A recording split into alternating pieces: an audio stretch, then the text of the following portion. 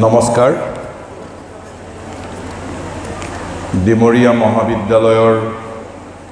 মহাবিদ্যালয় সপ্তাহৰ বঁটা বিতৰণী সভা উপলক্ষে আয়োজিত এই সভাত এই মুকলি মঞ্চত উপবিষ্ট এই মহাবিদ্যালয়ৰ সন্মানীয় ভাৰপ্ৰাপ্ত অধ্যক্ষ মহোদয় অমল চন্দ্ৰ ৰায় মহোদয়, মঞ্চত উপবিষ্ট এই ঐতিহ্যমণ্ডিত মহাবিদ্যালয়ৰ প্ৰতিষ্ঠাপক সম্পাদক শ্ৰীযুত ৰবীন ডেকা মহোদয়, এই অঞ্চলৰ এজন বিশিষ্ট লোক সংস্কৃতি বিশাৰদ শ্ৰীযুত মুৰলীধৰ দাস মহোদয়, মঞ্চত উপবিষ্ট ডিমৰীয়া মহাবিদ্যালয় ছাত্ৰ সন্থাৰ সন্মানীয় সভাপতি নীলোৎপল ৰংপি, সাধাৰণ সম্পাদক বিকাশ দাস প্ৰমুখ্যে সমূহ বিষয়ববীয়াবৃন্দ, ডিমৰীয়া মহাবিদ্যালয়ৰ সন্মানীয় অধ্যাপক অধ্যাপিকাবৃন্দ, উপস্থিত সুধীবৃন্দ, চাওঁতে প্ৰায় সুদীৰ্ঘ ৪৫ বছৰতকৈও অধিক কাল মই বক্তৃতা দিলোঁ। পঞ্চমমান শ্ৰেণীৰ পৰা মই বক্তৃতা দিছোঁ। এটা সময়ত বক্তৃতা আমাৰ এটা প্ৰবৃত্তি আছিল। আজি আৰু বক্তৃতা আমাৰ প্ৰবৃত্তি নহয়। বক্তৃতা সম্প্ৰতি আমাৰ জীৱনৰ, আমাৰ সাধনাৰ এক অবিচ্ছেদ্য অংগ। It has become almost an inseparable part of my life, inseparable part of my sadhana. মোৰ নিজৰ কোনো দৃষ্টি নাই। মই পণ্ডিতো নহওঁ, মোৰ পাণ্ডিত্যও নাই। মই দৃষ্টি পাইছোঁ মাটিৰ পৃথিৱীত দিব্য জীৱনৰ স্বপ্নদ্ৰষ্টা মহাযোগী মহাঋষি শ্ৰী অৰবিন্দৰ পৰা, তেওঁৰ অধ্যাত্মপথৰ সহযোগিনী শ্ৰী মাৰ পৰা, ভাৰতৰ সনাতন অন্তৰাত্মাৰ নৱজাগ্ৰত বীৰ বিগ্ৰহ বিবেকানন্দৰ পৰা, ভগৱান শ্ৰী ৰামকৃষ্ণ পৰমহংসৰ পৰা মোৰ পাণ্ডিত্যও নাই। তেনেহ'লে কিয় মোৰ এই ধৃষ্টতা? দৰাচলতে whatever I think, whatever I do, I have a chance of offering anything and everything at the lotus feet of the supreme divine mother, and this sense of surrender is the sole source of my strength and audacity. আজি মহাবিদ্যালয় সপ্তাহৰ বঁটা বিতৰণী সভাত মই উপস্থিত আছোঁ। আপোনালোকে মোক ইয়াতে নিৰ্দিষ্ট বক্তা হিচাপে নিমন্ত্ৰণ কৰিছে। মোৰ মনত পৰিছে আজিৰ পৰা ৩৯ বছৰ আগৰ মোৰ ছাত্ৰ জীৱনলৈ। ময়ো এদিন গুৱাহাটী কমাৰ্চ কলেজ ছাত্ৰ সন্থাৰ এজন নিৰ্বাচিত সাধাৰণ সম্পাদক আছিলোঁ। এনেধৰণৰ বঁটা বিতৰণী সভা, মহাবিদ্যালয়ৰ নৱাগত আদৰণি সভাৰ প্ৰধান উদ্যোক্তা মই নিজেই আছিলোঁ আজিৰ পৰা ৩৯ বছৰ আগতে। অৱশ্যে আমাৰ সময়ৰ তুলনাত এতিয়া এটা পাৰ্থক্য হৈছে, আমাৰ সময়ত সাধাৰণ সম্পাদক ছাত্ৰৰ পৰা সাধাৰণ সম্পাদক নিৰ্বাচিত হৈছিল, কিন্তু আমাৰ সময়ত সভাপতি আছিল মহাবিদ্যালয়ৰ অধ্যক্ষসকল। কিন্তু আজিকালি ছাত্ৰৰ পৰা ছাত্ৰ ছাত্ৰীৰ পৰাই সভাপতি নিৰ্বাচিত কৰা হয়। কিন্তু মই ইয়াত মহাবিদ্যালয়ৰ অধ্যক্ষ অধ্যাপক অধ্যাপিকাবৃন্দ, সাধাৰণতে যেতিয়া মোক নৱাগত আদৰণি সভাত নিমন্ত্ৰণ জনোৱা হয় অথবা মহাবিদ্যালয় সপ্তাহলৈ নিমন্ত্ৰণ জনোৱা হয়, প্ৰায়েই একাষাৰ কথা মই মহাবিদ্যালয়ৰ অধ্যাপক অধ্যাপিকাসকলৰ দৃষ্টি আকৰ্ষণ কৰোঁ, অধ্যক্ষসকলৰ দৃষ্টি আকৰ্ষণ কৰোঁ। আমি যেতিয়া মহাবিদ্যালয় সপ্তাহ আয়োজন কৰিছিলোঁ, নৱাগত আদৰণি সভা আয়োজন কৰিছিলোঁ, আক্ষৰিকভাৱেই আমিয়েই প্ৰধান উদ্যোক্তা আছিলোঁ। ময়েই প্ৰধান উদ্যোক্তা আছিলোঁ। মহাবিদ্যালয়ৰ অধ্যক্ষ অধ্যাপক অধ্যাপিকাবৃন্দই আমাক পৰামৰ্শ দিছিল কেৱল মাত্ৰ। কিন্তু আজি পৰিস্থিতিটো সম্পূৰ্ণৰূপে পৰিৱৰ্তিত হৈছে আৰু মই ভাবোঁ এইটো খুব এটা উৎসাহজনক কথা নহয়, কাৰণ নেতৃত্বৰ বিকাশ উপযুক্ত নেতৃত্বৰ বিকাশ অবিহনে আমি এখন সবল সুস্থ ৰাষ্ট্ৰ কেতিয়াও গঠন কৰিব নোৱাৰিম আৰু এই মহাবিদ্যালয়ৰ ছাত্ৰ ছাত্ৰীসকল মহাবিদ্যালয়ৰ চৌহদ পাৰ হৈ যোৱাৰ পিছত তেওঁলোকে নেতৃত্ব প্ৰদানৰ দক্ষতা নেতৃত্ব প্ৰদানৰ সুযোগ ক'ত পাব মোৰ এতিয়াও মনত পৰে যেতিয়া মই নৱাগত আদৰণি সভা আয়োজন কৰিছিলোঁ মোৰ নৱাগত আদৰণি সভাত কোন মুখ্য অতিথি হ'ব it was decided by me alone there was no intervention from the principal from the professors single handedly I organized I বুলি কৈছো I with my colleagues মোৰ এতিয়াও মনত আছে মই নিমন্ত্ৰণ কৰিছিলোঁ সেই সময়ৰ তদানীন্তন গুৱাহাটী বিশ্ববিদ্যালয়ৰ উপাচাৰ্য প্ৰয়াত মাননীয় দেৱপ্ৰসাদ বৰুৱা ছাৰক মোৰ এতিয়াও মনত আছে ছাৰে মোৰ বিষয়ে সিদিনাখন কি কথা কৈছিল গতিকে মই মহাবিদ্যালয়ৰ অধ্যক্ষ অধ্যাপক অধ্যাপিকাসকলক আহ্বান জনাইছোঁ আৰু মই নাজানো আমি অলপ দুৰ্দান্ত ছাত্ৰ নেতা হয়তো আছিলোঁ মই নাজানো হয়তো অসম আন্দোলনৰ পৰিণতি স্বৰূপে স্বাভাৱিকভাৱে এই সময়ত অসমৰ মহাবিদ্যালয় বিদ্যালয়সমূহত ছাত্ৰ ছাত্ৰীসকলে নেতৃত্ব গ্ৰহণ কৰিছিল যদি তাৰ কিবা বিশেষ প্ৰভাৱ আছিল নাজানো কিন্তু সেই সোণালী দিন আমি উভতাই আনিবই লাগিব মই তেতিয়া আনন্দিত হ'ম যেতিয়া এখন মহাবিদ্যালয় সভাৰ নৱাগত আদৰণি সভা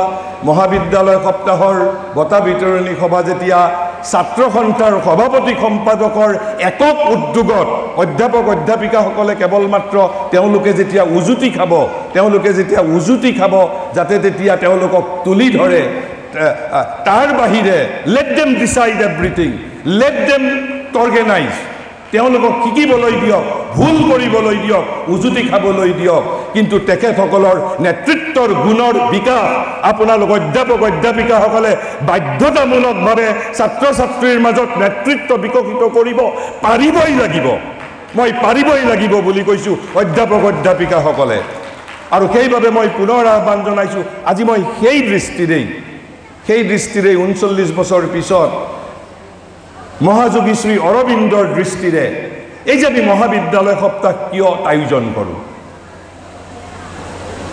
আমাৰ মহাবিদ্যালয়সমূহত সমগ্ৰ ভাৰতবৰ্ষত অকল অসমত নহয় মই বিদেশৰ কথা নাজানো মোৰ দৃষ্টিত আমি যিবোৰ বিষয়বস্তুক এক্সট্ৰা কাৰিকুলাৰ এক্টিভিটিজ বুলি কওঁ পাঠ্যক্ৰম বহিৰ্ভূত শিক্ষা বুলি কওঁ যদিও আজিকালি টেকনিক্যালি কাৰিকৰীভাৱে সেইবোৰক পাঠ্যক্ৰম বহিৰ্ভূত বিষয়বস্তু বুলি কোৱা নহয় ইট ইজ পাঠ্যক্ৰমৰ সহযোগী কো কাৰিকুলাম বিষয়বস্তু হিচাপে গণ্য কৰা হয় মোৰ দৃষ্টিতটো সেইসমূহে মুখ্য বিষয়বস্তু ৰাজনীতি বিজ্ঞান অৰ্থনীতি বিজ্ঞান বুৰঞ্জী অধ্যয়ন মোৰ অলপ ধৃষ্টতা হ'ব পাৰে আপোনালোক অলপ ক্ৰোধান্বিতও হ'ব পাৰে অধ্যাপক অধ্যাপিকাসকল মই ভাবো তাতকৈ বেছি প্ৰয়োজন development of our intellectuality development of our imagination development of our faculties আমাৰ যিবোৰ বৃত্তি আছে বৃত্তিবোৰক বিকশিত কৰাটোহে শিক্ষা Information relating to history, information relating to political science can be gathered afterward also. মই আপোনালোকৰ সন্মুখত এটা জীৱন্ত উদাহৰণ ঠিক আছে মোৰ কথা বাৰু নকওঁ হেয়া ধৃষ্টতা হ'ব Eklavya was refused by his Guru Dronacharya yet Eklavya became a great archer আজি অসমৰ নালাগে আপুনি সমগ্ৰ ভাৰতবৰ্ষৰ যিসকল প্ৰতিষ্ঠিত কবি প্ৰতিষ্ঠিত সাহিত্যিক তেওঁলোক কিন্তু মহাবিদ্যালয়ৰ ভাষা বিজ্ঞানৰ সৈতে জড়িত অধ্যাপক অধ্যাপিকা খুব কমেই আছে আপোনালোকে অসমৰ ক্ষেত্ৰতেই হোমেন বৰগোহাঁইৰ পৰা আৰম্ভ কৰি লক্ষীনন্দন বৰাৰ পৰা আৰম্ভ কৰি প্ৰশাসনীয় ক্ষেত্ৰৰ পৰা গৈহে তেওঁলোকে সাহিত্য চৰ্চা কৰিছিল অৰ্থাৎ শিক্ষা ব্যৱস্থাত যেটো আমাৰ প্ৰধান ত্ৰুটি সেই ত্ৰুটিটো হ'ল কি আমি ইয়াত ইনফৰমেশন সাপ্লাই কৰোঁ আৰু ইনফৰমেশন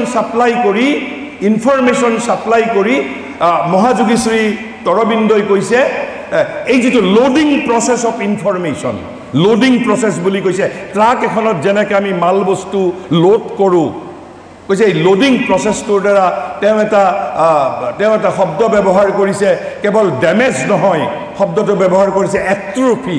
কৈছে এট্ৰফাইজ দি ফেকাল্টিজ। কৈছে যিটো লোডিং প্ৰচেছ অফ ইনফৰমেশ্যন, এই লোডিং প্ৰচেছটোৰ দ্বাৰা এট্ৰফিজ মানে হ'ল আমাৰ যিবোৰ বৃত্তি আমাক বিৱৰ্তনৰ বাবে অনুপযুক্ত কৰি তুলিছে। অৰ্থাৎ যিবোৰ বৃত্তি বিকশিতৰ দ্বাৰা আমি নিজে এজন পূৰ্ণাংগ মানুহ হিচাপে নিজক গঢ়ি তুলিব পাৰোঁ, কিন্তু তাৰ পৰিৱৰ্তে লোডিং প্ৰচেছ অফ ইনফৰমেশ্যন। আৰু সেই পৰিপ্ৰেক্ষিততেই মই অলপ আলোচনা কৰিবলৈ বিচাৰিছোঁ এই যে মহাবিদ্যালয় সপ্তাহত আমি বিভিন্ন ধৰণৰ সাংস্কৃতিক অনুষ্ঠান, সাহিত্যৰ অনুষ্ঠান, সাহিত্যৰ প্ৰতিযোগিতা, খেলা ধূলা, ক্ৰীড়া আমি যিবোৰ উদযাপন কৰোঁ, এইবোৰৰ কি সাৰ্থকতা? ৰাজনীতি বিজ্ঞান পঢ়িব লাগে, বুৰঞ্জী পঢ়িব লাগে, ৰসায়ন বিজ্ঞান পঢ়িব লাগে, পদাৰ্থ বিজ্ঞান পঢ়িব লাগে, গণিত পঢ়িব লাগে, 90% নম্বৰ ল'ব লাগে, 95% নম্বৰ লাগে।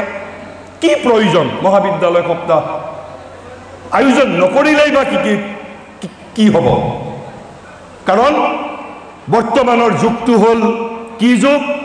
শ্ৰী অৰবিন্দই আজিৰ পৰা 100 বছৰ আগত লিখি থৈ গৈছে কমাৰ্চিয়েলিজিম is a modern sociological phenomenon. এই কমাৰ্চিয়েলিজিম মানৱ ইতিহাসত কেতিয়াও সমাজৰ এটা অপৰিহাৰ্য অংগ নাছিল। এয়া 20 শতিকাৰ বিজ্ঞান মনস্ক যুক্তিনিষ্ঠ বস্তুনিষ্ঠ যুগৰ এটা উল্লেখযোগ্য বৈশিষ্ট্য। যদি কোনোবাই সোধে what is the characteristics of this civilisation, এই 21 শতিকাৰ যিটো যুগত মানুহে মহাকাশলৈ গৈছে, সেই যুগৰ সমাজতত্বৰ মুখ্য বৈশিষ্ট্যটো কি? শ্ৰী অৰবিন্দই কৈছে commercialism is a modern sociological phenomenon. তাৰপিছত তেওঁ আৰু এষাৰ ভয়ংকৰ কথা কৈছে one might almost say that is the whole phenomenon of modern society. অৰ্থাৎ বাণিজ্যতান্ত্ৰিকতাৰ বাহিৰে 21 শতিকাৰ বিজ্ঞান মনস্ক মানুহে, 21 শতিকাৰ যুক্তিনিষ্ঠ মানুহে, 21 শতিকাৰ প্ৰগতিশীল মানুহে বাণিজ্যতন্ত্ৰৰ বাহিৰে আন একো কথা বুজি নাপায়। তাৰপিছত তেওঁ আকৌ লিখিছে commercialism is still the heart of modern civilisation. কৈছে আধুনিক সভ্যতাৰ হৃদপিণ্ড বুলি কৈছে। আধুনিক সমাজৰ প্ৰথম লক্ষ্য কমাৰ্চিয়েলিজিম, ছেকেণ্ড লক্ষ্য কমাৰ্চিয়েলিজিম, থাৰ্ড লক্ষ্যও কমাৰ্চিয়েলিজিম। যি বস্তুৱে মোক অৰ্থ নিদিব, গান গাই যদি মই ধন উপাৰ্জন কৰিব নোৱাৰোঁ, তেনেহ'লে মই কিয় গান গাম? কি প্ৰয়োজন আছে গান গোৱাৰ? আমি সেই দৃষ্টিৰে সকলো কথাৰ মূল্যায়ন কৰোঁ। আৰু সেইবাবে আমি এই যে মহাবিদ্যালয় সপ্তাহ ইত্যাদি, they are still not integral part of our curriculum. They are extracurricular activities. They are not integral, inseparable part of our curriculum. Karon commercialism is still heart of this modern civilization. Aru hei poriprekkitotei moi অলপ আলোচনা কৰিব খুজিছো এই যে ক্ৰিয়া, শৰীৰ চৰ্চা, ক্ৰিয়া, সাংস্কৃতিক যিবোৰ কাৰ্যসূচী, কাব্য সাহিত্য শিল্পৰ সাৰ্থকতা কি? কিয় আমাক এইবোৰৰ প্ৰয়োজন? কাৰণ এইবোৰে যদি মোক অৰ্থৰ যোগান ধৰিব নোৱাৰে, মোৰ জীৱন নিৰ্বাহ যদি মোৰ অন্ন বস্ত্ৰ বাসস্থান, আহাৰ নিদ্ৰা মৈথুনত যদি সহযোগিতা কৰিব নোৱাৰে, তেনেহ'লে কিয় মই কাব্য সাহিত্য শিল্পৰ প্ৰতি মই ৰুচিশীল হ'ব লাগে? কিয় হ'ব লাগে? আজিৰ পৰা 1200-1300 বছৰ আগতেই এইখন ভাৰতবৰ্ষতেই সংস্কৃত সাহিত্যৰ ধ্ৰুপদী যুগৰ যশস্বী নাট্যকাৰ, যশস্বী কবি ভৰ্তৃহৰিয়ে, এয়াও এক দুৰ্ভাগ্য, আজিকালি আধুনিক ভাৰতীয় ভাষা সংস্কৃতক বাদ দি বাংলা ভাষাই হওক, উড়িয়া ভাষাই হওক, উড়িয়া ভাষাই হওক, গুজৰাটী ভাষাই হওক, মাৰাঠী ভাষাই হওক, অসমীয়া ভাষাই হওক, অতি দুৰ্ভাগ্যৰ কথা। মই ইয়াত এটা ভৰ্তৃহৰিৰ নীতি শতকমৰ এটা শ্লোকৰ বিষয়ে আপোনালোকক ক'বলৈ মই প্ৰস্তুত হৈছোঁ, যিটোৰ বিষয়ে মই ক'তো কিতাপত পঢ়া নাই। মই 8ম শ্ৰেণীৰ পৰাই জানো, আমাৰ পাঠ্যক্ৰমত আছিল, কিন্তু আজি যদি বহু আপোনাৰ সাহিত্য কৰ্মীয়েও নাজানে, সাহিত্যকৰ্মীও নাজানে, কিন্তু মই ব্যক্তিগতভাৱে অষ্টম শ্ৰেণীতেই জানিছিলোঁ। প্ৰায় 1200-1300 বছৰ আগত ভৰ্তৃহৰিয়ে সমগ্ৰ মানৱ জাতিক তীব্ৰভাৱে ভৰ্ৎসনা আৰু কটাক্ষ কৰি গৈছে, তীব্ৰভাৱে ভৰ্ৎসনা কৰি গৈছে। কি কৈছে? আপুনি বিজ্ঞানী হ'ব পাৰে, অভিযন্তা হ'ব পাৰে, গণিতজ্ঞ হ'ব পাৰে, কিন্তু ভৰ্তৃহৰিয়ে কৈছে সাহিত্য সংগীত কলা বিহীন, কৈছে যদি আপোনাৰ লগত সাহিত্য সংগীত আৰু কলা নাই, কৈছে সাহিত্য সংগীত কলা বিহীন সাক্ষাৎ পশু পুষ্য বিচাৰহীন। যদি আপোনাৰ লগত কাব্য সাহিত্য আৰু শিল্পৰ সৈতে আপোনাৰ সম্পৰ্ক নাই, ইউ আৰ এন এনিমেল। কেনেকুৱা পশু? কৈছে শিং আৰু নেচ নথকা। ইয়াৰ পিছত কিবা কাব্য সাহিত্য শিল্পৰ মই ব্যাখ্যা কৰিব লাগিব? পদাৰ্থ বিজ্ঞানতকৈও বেছি প্ৰয়োজনীয়, ৰসায়ন বিজ্ঞানতকৈও বেছি প্ৰয়োজনীয়, ৰাজনীতি বিজ্ঞানতকৈও বেছি প্ৰয়োজনীয়। কাৰণ ৰাজনীতি বিজ্ঞানে মোক পশুৰ পৰা মানুহ কৰিব পাৰিবনে নোৱাৰিব সংশয় আছে, কিন্তু কাব্য সাহিত্য শিল্পই মোক মানুহ কৰি তুলিব, পশু ভিন্ন মোক মানুহ কৰি তুলিব। আজিৰ পৰা 1300 বছৰ আগতেই কৈ গৈছে। আপোনালোকে সুধিব আধুনিক ভাৰতীয় ভাষা বিজ্ঞানৰ একবিংশ শতিকাৰ ভাৰতৰ বিশ্ববিদ্যালয়সমূহৰ ছাত্ৰ ছাত্ৰীসকলক, লাগিলে গৱেষক ছাত্ৰ ছাত্ৰীকো সুধিব। মই ভাবোঁ কাব্য সাহিত্য শিল্পৰ তাৎপৰ্যৰ বিষয়ে আৰু আন কিবা কথা ক'ব লাগিব বুলি মই নাভাবোঁ। তাৰপিছত পিছৰ শাৰী বাক্যত, 4 শাৰী শ্লোকৰ পিছৰ শাৰী বাক্যতটো যিটো ভৰ্ৎসনা কৰিছে মানৱ জাতিক ভৰ্তৃহৰিয়ে আজিৰ পৰা 1300 বছৰ পূৰ্বেই, কৈছে তৃণং ন খাদনপি জীৱ মানৱ। কৈছে এইবিধ পশু, কোনবিধ পশু? যাৰ কাব্য সাহিত্য শিল্পৰ সৈতে পৰিচয় নাই। এইবিধ পশু, তেওঁ বিজ্ঞানী হ'ব পাৰে, তেওঁ গণিতজ্ঞ হ'ব পাৰে, কিন্তু তেওঁ যদি কাব্য সাহিত্য শিল্পৰ সৈতে পৰিচয় নাই, তেওঁ নেজ আৰু পশু না, নেজ আৰু শিং নাথাকা পশু, পশু Pushya বিচাৰহীন। You may reject it, you may throw it away. It's up to your wisdom. But this is what Bhartrihari wrote. আজিৰ পৰা 1300 বছৰ আগতে, and nobody has challenged. কোনো সমালোচনা কৰা নাই। পৃথিৱীৰ 4.5 কোটি মানুহৰ nobody has rejected. যিহেতু কোনো ৰিজেক্ট কৰা নাই, কোনেও এই শ্লোকটোৰ বিৰুদ্ধে এষাৰো লেখা নাই, তাৰ অৰ্থ the whole humanity has accepted this শ্লোক। সমগ্ৰ পৃথিৱীয়ে স্বীকাৰ কৰি লৈছে, হয় কাব্য সাহিত্য শিল্পৰ সৈতে যদি মোৰ পৰিচয় নাথাকে, I will be called an animal. Animal বুলি কৈছে। আৰু তাৰ পিছৰ শাৰীত কি কৈছে? এইবিধ পশুৱে কৈছে তৃণং ন খাদন অপি জীৱ মানৱ। ঘাঁহ নোখোৱাকৈ জীয়াই থাকে এইবিধ পশুৱে। ঘাঁহ খালে কি হ'লহেঁতেন? কোন অস্তিত্বৰ সংকটত পৰিলেহেঁতেন যিবিলাক আচল পশু? যদি এইবিধ মানুহে পৃথিৱীৰ 7.5 কোটি যদি মানুহ কাব্য সাহিত্য শিল্পৰ লগত যদি সম্পৰ্ক নাথাকিলেহেঁতেন, তেওঁলোক পশু হ'লহেঁতেন, আৰু পশু হৈ যদি ঘাঁহ খালেহেঁতেন, তেনেহ'লে কোন অস্তিত্বৰ সংকটত পৰিলেহেঁতেন আচল পশুবিলাক? আৰু সেইবিলাক তাৰ বাবে ভৰ্তৃহৰিয়ে কৈছে তৎ ভাগধেয়ং পৰমং পশুনাম। কৈছে এই যে নেজ আৰু শিং নাথাকা পশুবিলাকে ঘাঁহ নাখায়, এয়া আচল পশুৰ বাবে পৰম ভাগ্যৰ কথা। মই ভাবোঁ ইয়াৰ পিছত এই যে আপোনালোকে আবৃত্তি প্ৰতিযোগিতা, সংগীতৰ প্ৰতিযোগিতা, ৰচনা প্ৰতিযোগিতা, ইয়াত নানান ধৰণৰ যিবোৰ ইণ্টেলেকচুৱেল সাহিত্যৰ লগত জড়িত, সংগীতৰ লগত জড়িত, কাব্যৰ লগত জড়িত যিবোৰ প্ৰতিযোগিতা অনুষ্ঠিত কৰিছে, ডেট মিনছ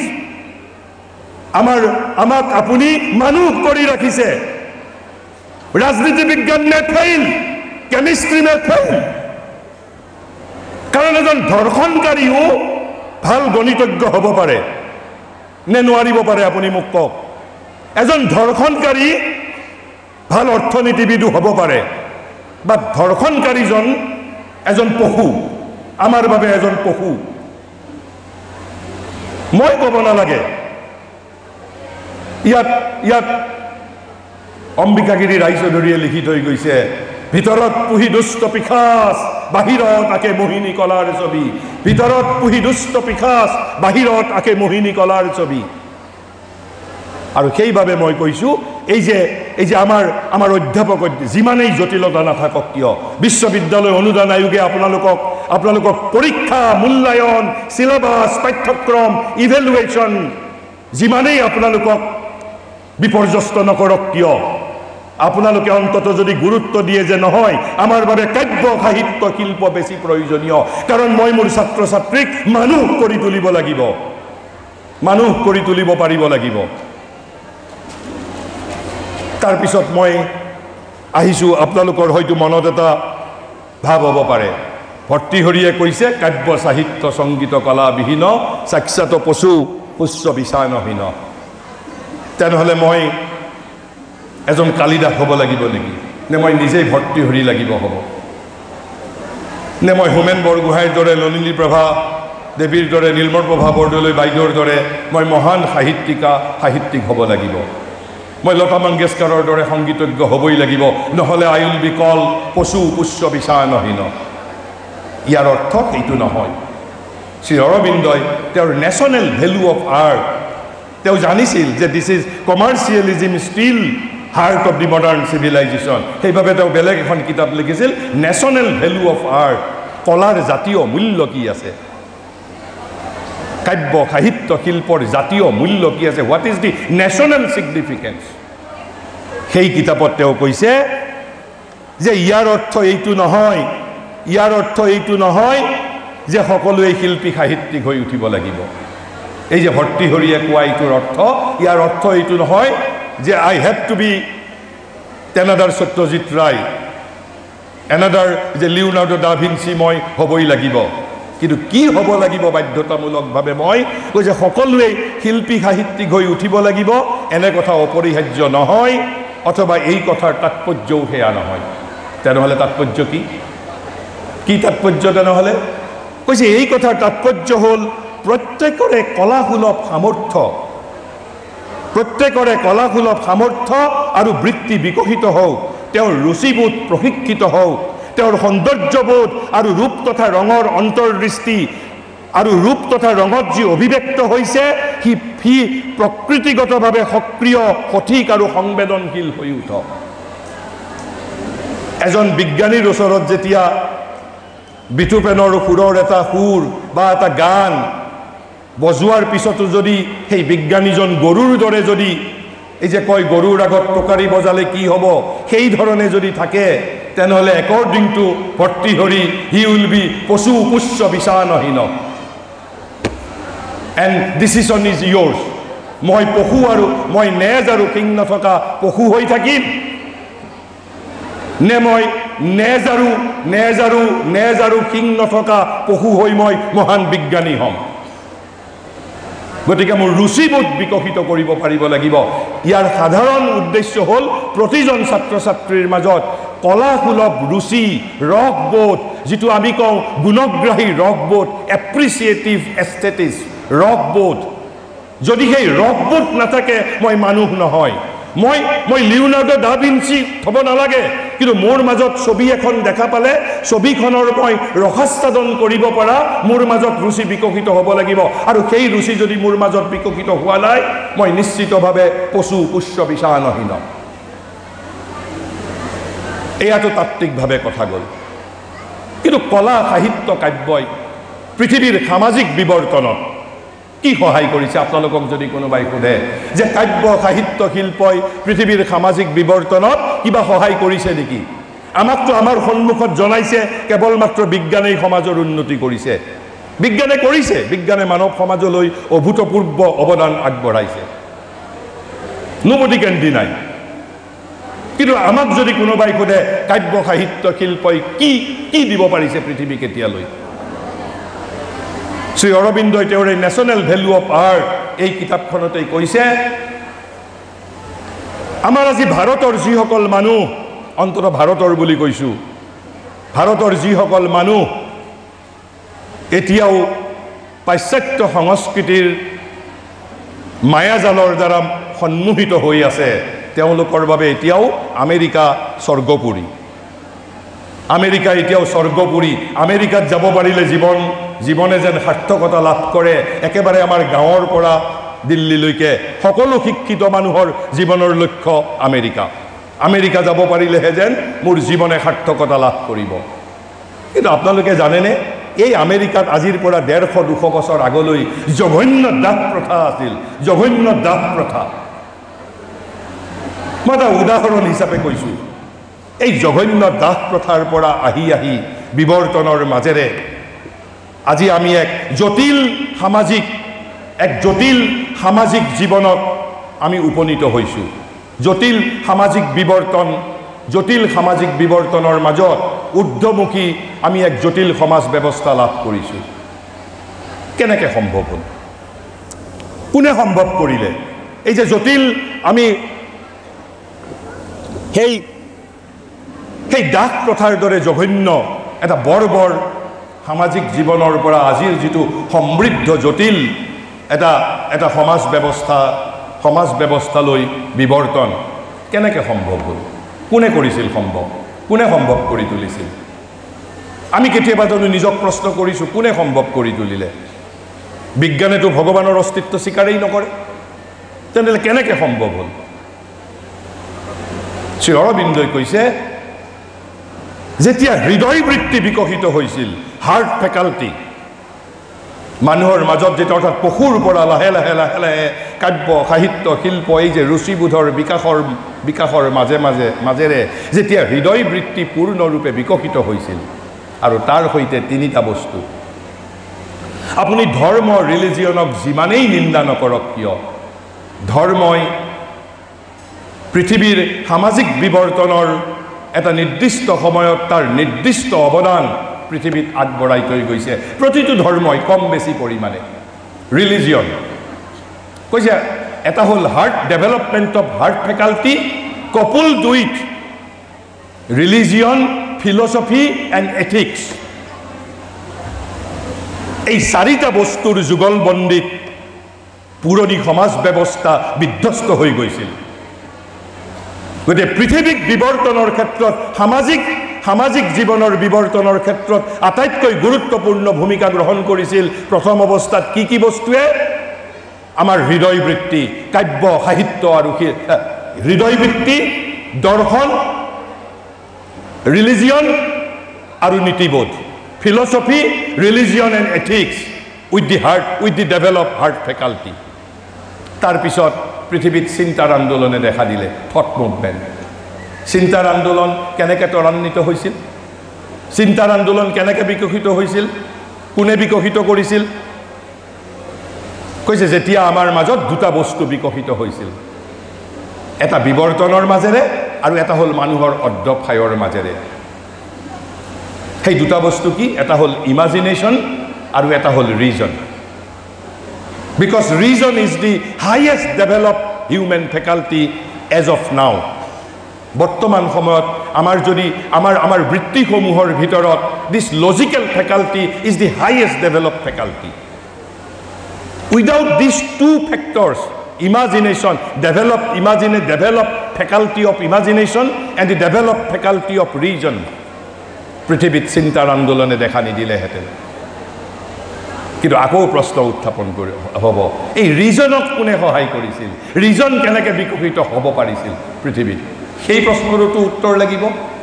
ৰিজনক বিকশিত কৰিছিল আকৌ তিনিটা বস্তুৱে। কি সেই তিনিটা বস্তু?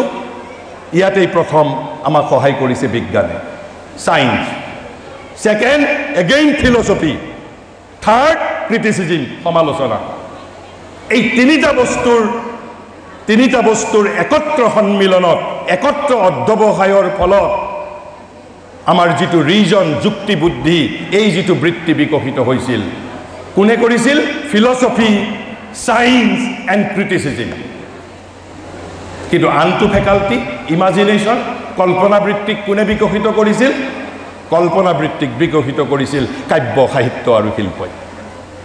কাব্য সাহিত্য আৰু শিল্পই। মই দুই ফালৰ পৰা, এটা হ'ল প্ৰায়োগিক উদাহৰণ যে মানৱ জাতিৰ সামাজিক বিৱৰ্তনত কাব্য সাহিত্য শিল্পই আমাক কি ধৰণে সহায় কৰিছে অৰ্থাৎ 1300 বছৰ আগত ভৰ্তৃহৰিয়ে কৈ যোৱা কথা কিমান এটা is a statement of truth it's not idealism it's a statement of truth যে সাহিত্য সংগীত কলা বিহীন সাক্ষাৎ পশু পুষ্য বিষাণহীন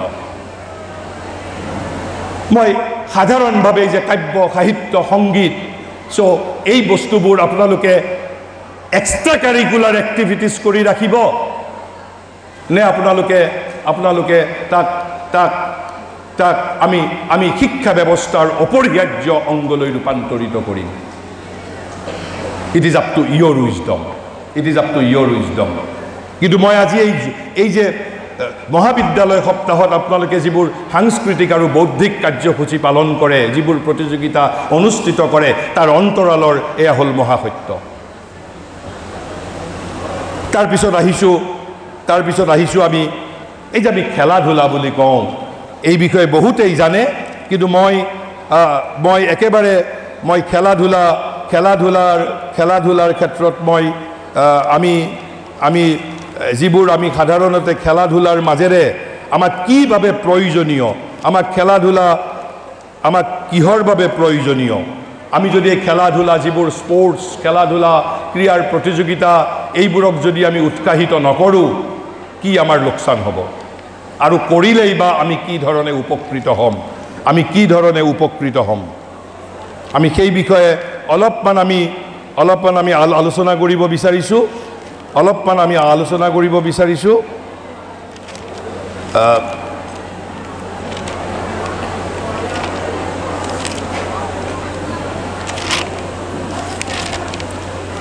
এই যে আমাৰ এটা সুস্বাস্থ্যৰ বাবে প্ৰথমতে আমাক প্ৰয়োজন কিন্তু তাৰ আগতে আৰু এটা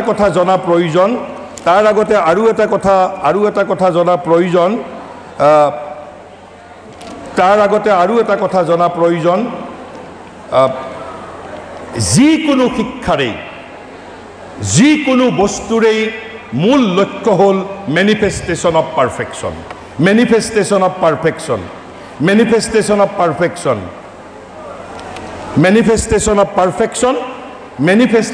পাৰফেকশ্যন সেয়া আমাৰ সাধাৰণ ইণ্টেলেকচুৱেল শিক্ষাই হওক ফিজিকেল এডুকেশ্যনেই হওক যি শিক্ষাই নহওক কিয় তাৰ যিটো মূল উদ্দেশ্য manifestation of perfection and the potentialities latent within the being অন্তত ভাৰতীয় জ্ঞান প্ৰণালীয়ে সেই কথা কয় আপুনি তথ্য কিমান আহৰণ কৰিছে সেই বস্তুটোৰ ওপৰত ভাৰতীয় জ্ঞান প্ৰণালীয়ে কেতিয়াও গুৰুত্ব প্ৰদান কৰা নাই ভাৰতীয় জ্ঞান প্ৰণালীয়ে গুৰুত্ব প্ৰদান কৰে ডেভেলপমেণ্ট অফ ইউৰ ফেকাল্টিজ বিবেকানন্দইটো কৈছে বিবেকানন্দৰ যদি আপুনি সমগ্ৰ তেওঁৰ শিক্ষা বিষয়ক চিন্তা মাত্ৰ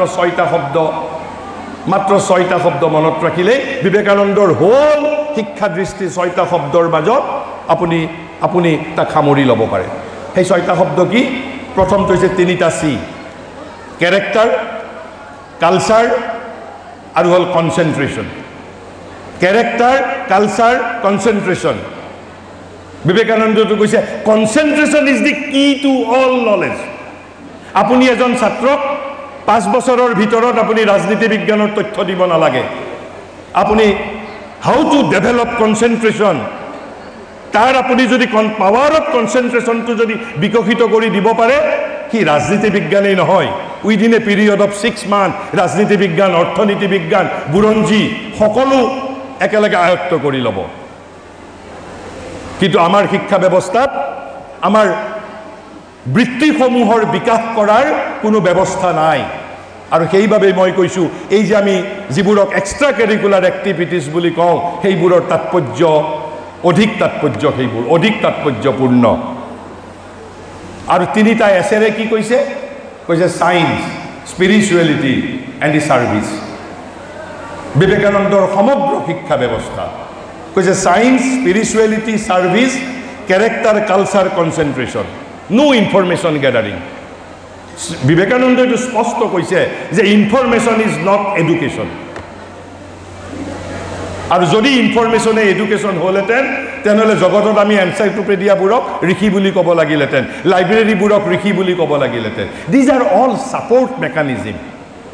ছাপৰ্ট মেকানিজিম। মই আজি শিক্ষা তত্ত্বৰ বিষয়ে ক'বলৈ নাযাওঁ, কিন্তু মই ক'বলৈ বিচাৰিছোঁ যে এই যে কনচেনট্ৰেশ্যনৰ কথা ক'লে, ডেভেলপমেণ্ট অফ কেৰেক্টাৰ, কি ৰাজনীতি বিজ্ঞানে মোক চৰিত্ৰ প্ৰদান কৰিব পাৰিব নেকি?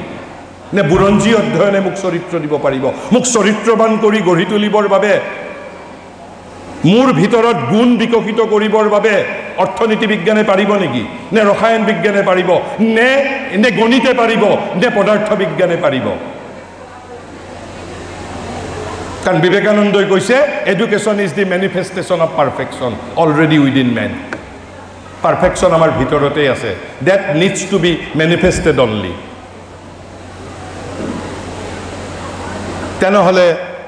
তেনেহ'লে আমি আলোচনা কৰিব বিচাৰিছোঁ। আৰু শ্ৰী তৰবিন্দইটো কৈছে যে information is not the chief and central AIIMS of education. তেওঁ একেবাৰে ৰিজেক্ট কৰা নাই যে ইনফৰমেশ্যনৰ এটা প্ৰয়োজনীয়তা থাকিব পাৰে, কিন্তু but it is not the chief and central object of education. তেনেহ'লে শিক্ষাৰ মূল উদ্দেশ্য তেওঁ কি বুলি কৈছে? Building of the powers of mind and spirit. আপুনি ইণ্টেলেকচুৱেলিটি ডেভেলপ কৰি দিয়ক, আপুনি ইমাজিনেটিভ পাৱাৰ ডেভেলপ কৰি দিয়ক, আপুনি লজিকেল ফেকাল্টি ডেভেলপ কৰি দিয়ক, আপুনি তাক কেৰেক্টাৰ প্ৰদান কৰক। সি ৰাজনীতি বিজ্ঞান, অৰ্থনীতি বিজ্ঞান, বিজনেছ মেনেজমেণ্ট সকলো অধ্যয়ন কৰিব পাৰিব। মই আপোনালোকক মোৰ ধৃষ্টতা কৰা বুলি নক'ব, মই কেৱল এটা সাধাৰণ মই মোৰ নিজৰ জীৱনৰ মাজেৰে আপোনালোকক উদাহৰণ দিব বিচাৰিছোঁ। I was a student of accountancy. মই হিচাপ বিজ্ঞানৰ ছাত্ৰ আছিলোঁ। আনকি যেতিয়া মই চাকৰি কৰিছিলোঁ, চাকৰি কৰালৈকেও মই এবছৰলৈ মই ছাত্ৰ ছাত্ৰী পঢ়ুৱাইছিলোঁ। য'তেই চাকৰি কৰিছিলোঁ তাতে, আনকি মই হোটেলত থাকোঁতেও মই হোটেলতো ছাত্ৰ ছাত্ৰীক পঢ়াইছিলোঁ, গুৱাহাটীৰ বাহিৰতো। I was a student of pure accountancy. চাকৰি কৰিছিলোঁ মই পৰিবহণ বিভাগত। আজি ইয়াৰ এটা বস্তু মোৰ জীৱনৰ অংগ নহয়, একাউণ্টেঞ্চিৰ লগত মোৰ কোনো সম্বন্ধই নাই এতিয়া। And I was taught accountancy by my esteemed teachers in Guwahati Commerce College. কিন্তু মোক আজি ভাৰতীয় জ্ঞান প্ৰণালী, ভাৰতীয় সাহিত্য, ভাৰতীয় কলা, ভাৰতীয় দৰ্শন, ভাৰতীয় যোগ, আধ্যাত্মিকতা, ভাৰতীয় সংস্কৃতি, ভাৰতীয় শিক্ষা বিজ্ঞান মোক কোনে পঢ়ুৱাইছে? মোক কোনে পঢ়ুৱাইছে? মোক কোনে পঢ়ুৱাইছে? মইতো কোনো মহাবিদ্যালয়লৈ নাই যোৱা। মই অহংকাৰ কৰিবৰ বাবে কোৱা নাই, ইয়াৰ লগত শিক্ষা তত্ত্ব এটা বিজড়িত হৈ আছে, ভাৰতীয় জ্ঞান প্ৰণালীৰ যিটো মুখ্য কথা। সেইবাবে আজিকালি সমগ্ৰ পৃথিৱী জুৰি শিক্ষকসকলক আৰু শিক্ষক বুলি নকয়, তেওঁলোকক ফেচিলিটেটৰ বুলি কয়। You are to facilitate only, you are not to impart knowledge, because knowledge is within, knowledge is evoke, knowledge cannot be acquired from market, knowledge cannot be acquired from outside. Education is not an outside-inside process. Education is an inside-outside process. তেনেহ'লে আপোনালোকে ক'ব পাৰে, তেনেহ'লে আমি শ্ৰেণীত এই যে lecture দিওঁ এইবোৰ ঘোঁৰাৰ ঘাস কাটা বস্তু নেকি? নহয়। This is a mechanism. You are not imparting knowledge, you are doing a particular job so that knowledge is evoked from within. And what is that? কাৰণ ভাৰতীয় শিক্ষা বিজ্ঞানে কৈছে জ্ঞান আৰু পূৰ্ণতা মানুহৰ ভিতৰত আছে। কৈছে এটা বৰ্ধিষ্ণু মুকুল আছে জ্ঞান আৰু পূৰ্ণতাৰ। কিন্তু এই মুকুল দুটা কেনেকৈ প্ৰস্ফুটিত হ'ব? কৈছে when the right word is heard. এই যে when the right word is heard, এই শ্ৰৱণ, অৰ্থাৎ ভাৰতীয় শিক্ষা বিজ্ঞানৰ প্ৰথম যিটো পদক্ষেপ হ'ল শ্ৰৱণ, সেই শ্ৰৱণ পাৰ্টটো ইউ আৰ প্ৰভাইডিং। বাট তেনেহ'লে মোক আপোনালোকে প্ৰশ্ন কৰক, এই যে ছাত্ৰ ছাত্ৰীসকলৰ ভিতৰত আপোনালোকে একে পঢ়ুৱায়, কিন্তু এজনে 30 পায়, এজনে 40 পায়, এজনে 90 পায়, কিয়? আপোনালোকে পক্ষপাত কৰে নেকি? 90 পোৱাজনৰ প্ৰতি বেছি স্বজনপ্ৰীতি কৰে নেকি? তেনেহ'লে কিয় এজনে 30 পায়, এজনে 90 পায়? কালি পৰহি যদি ধৰি লওক, কাল্পনিকভাৱে ধৰি লওক যে উচ্চতম ন্যায়ালয়ত কোনোবাই এখন PIL দাখিল কৰিছে, যে এতিয়ালৈকেতো ভাৰতত দুৰ্নীতিৰ বিৰুদ্ধে তদন্ত হয় কেৱল ৰাজনৈতিক নেতা আৰু বিষয়াৰ বিৰুদ্ধে যদি কালি পৰহিলৈকে অথবা সুপ্ৰিম কোৰ্টে যদি সৌমেতু এটা কেছ লয় যে 30 যি হওক যদি 90 ছাত্ৰ ছাত্ৰীসকলৰ ক্ষেত্ৰত যদি আপোনালোকক সোধা হয় এই ছাত্ৰ ছাত্ৰীসকলে 90 পাইছে কাৰ কৃতিত্ব আমাৰ শিক্ষকসকলে ক'ব আমাৰ কৃতিত্ব আমাৰ বাবে 90 পাইছে তেনেহ'লে 30 পোৱাটোৰ বাবে দায়িত্ব কোনে ল'ব নে 30 পোৱাটোৰ দায়িত্ব পিতৃ মাতৃৰ 90 পালে দায়িত্ব শিক্ষক শিক্ষয়িত্ৰীৰ আপোনালোকৰ what would be your self defence যদি আপোনালোকক সোধে যে আপোনালোকে স্বজন প্ৰীতি কৰে যিসকলে 90 পায় আৰু যিসকলে 30 পায় তেওঁলোকক আপোনালোকে অৱহেলা কৰে কি কৰিব তেতিয়া আপোনালোকে মই আত্মৰক্ষাৰ উপায়টো দি যাওঁ শুনক আপোনালোকক মই আত্মৰক্ষাৰ উপায়টো দি যাওঁ ভাৰতীয় শিক্ষা বিজ্ঞানে কৈছে তিনিটা প্ৰক্ৰিয়া তিনিটা ষ্টেজ আছে অনলি শ্ৰৱণৰ দ্বাৰা knowledge is not evoked from within Shravana is only one of the 3 steps Shravana has to be followed by Manana Shravana has to be followed by Manana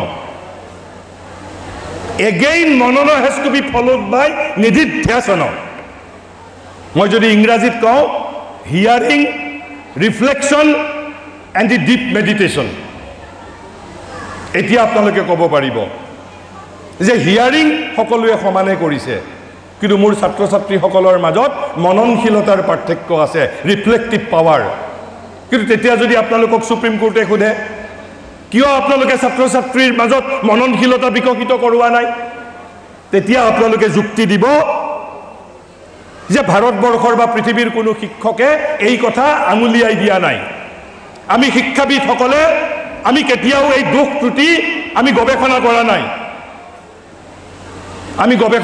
নাই বা আমি চৰকাৰকো কোৱা নাই আমাৰ কোনো শিক্ষক সংস্থায়ো কোৱা নাই আমি কোনোদিন গৱেষণাও কৰা নাই যে because this is not the agenda of pedagogy ভাৰতীয় শিক্ষা ব্যৱস্থাত বা পৃথিৱীৰ 21 শতিকাৰ শিক্ষা ব্যৱস্থাত বৃত্তিসমূহৰ বিকাশৰ বাবে কোনো আঁচনিয়েই নাই 21 শতিকাৰ বিজ্ঞানসন্মত শিক্ষা ব্যৱস্থাত আৰু ক'ব যে আমিও কোনোদিন এইবোৰৰ প্ৰতি চিন্তা কৰা নাই অৰ্থাৎ মননশীলতাৰ বিকশিত নকৰিলে আপুনি শ্ৰেণীকোঠাত যিমানেই ব্ৰিলিয়েণ্ট লেকচাৰ নিদিয়ক কিয় মননশীলতা হেজ টু বি ডেভেলপ সেইটো ডেভেলপ কোনে কৰিব পিতৃ মাতৃয়ে কৰিব নেকি পিতৃ মাতৃকটো দৰমহা দিয়া নহয় দৰমহা দিছে আপোনালোকক নে আপোনালোকে ক'ব নেকি নহয় কি পূৰ্বজনমতেই মননশীলতা অৰ্জন কৰি আহিব লাগিব সৌভাগ্যক্ৰমে হয় পিতৃ মাতৃৰ পৰা নহয় পূৰ্বজনৰ পৰা কঢ়িয়াই অনা মননশীলতা যাৰ অধিক সি 90 পায় আৰু কৃতিত্ব লৈছো আমি শিক্ষক শিক্ষয়িত্ৰীসকলে আৰু 30 পোৱাজনৰ ক্ষেত্ৰত আমি দায়িত্ব স্বীকাৰ কৰা নাই সেইভাবে আপোনালোকে এটা বিবেকানন্দৰ শিক্ষা ব্যৱস্থাটোলৈ মনত কৰক বিবেকানন্দই কি কৈছিল তিনিটা সি কনসেন্ট্ৰেশন ক্যাৰেক্টাৰ কালচাৰ বিবেকানন্দই এনকি কি বুলি কৈছিল জানে যে মোক যদি ইয়াৰ পিছত যদি মই আকৌ কেতিয়াবা পঢ়িবলৈ যদি সুযোগ পালোহেতেন এইবাৰ মই ফিলসফি নিহিকো ৰাজনীতি বিজ্ঞান নিহিকো বুৰঞ্জী নিহিকো পদাৰ্থ বিজ্ঞান নিহিকো কি শিকিম I will learn only one thing how to concentrate আৰু তাৰ পিছত with the power of concentration I will learn each and every subject of the whole world আৰু আপোনালোকে ক'ব পাৰে is it possible মই এটা সৰু উদাহৰণ দিছো বিবেকানন্দ ঠিক মহাসমাধিৰ এবছৰমান আগতে তেতিয়া প্ৰথম এনসাইক্লোপিডিয়াৰ 10টা ভলিউম ওলাইছিল এদিন সন্ধিয়া 4টা মান বজাত তেওঁ আবেলি বিয়লি তেওঁ বিছনাত বাগৰ দি আছে তেতিয়াই কোনোবাজন গুৰু ভাইয়ে তেওঁৰ ওচৰলৈ চাহ নে কিবা লৈ আনিলে আনি টেবুলত দেখা পালে 10টা ভলিউম ঠিক সেই সময়ত প্ৰকাশিত হৈছে মাত্ৰ